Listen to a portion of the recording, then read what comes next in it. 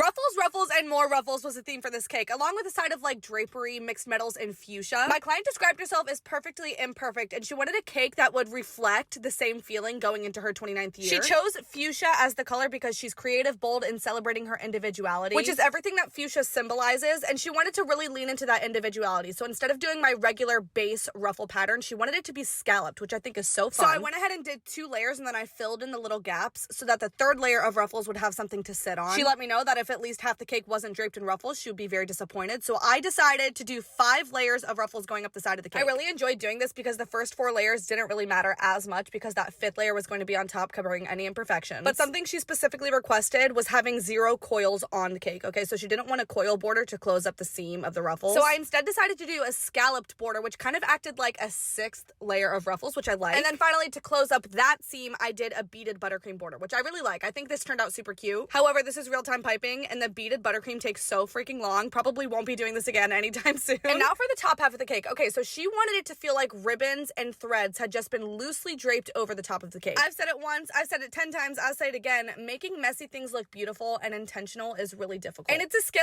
I'm not sure if I've completely mastered it, you know? So going into this, I'm like, okay, I feel like I can do it. I used 4 different nozzles to achieve the ribbon and thread look, and then I added a coil border on top, you guys. The second I finished it, I realized, oh my god, she didn't want any coils, and also this looks terrible, so I had to scrape it all off and start from scratch. I decided to match the base of the cake and do some layered ruffles on top as well. She didn't want any writing or numbers because she has a topper that she's going to be using at her party. So I just went in with the ruffles, and honestly, I feel like it's so cute. She likes mixed metals, so I added silver and gold edible glitter all over the cake. And then she said she wanted intentional sporadic sprinkles, so I went in and added some like sprinkle freckles, if you will, which I think turned out super cute. And I love how this cake turned out. I know it's not for everyone. I know people are gonna be like, it's too many ruffles.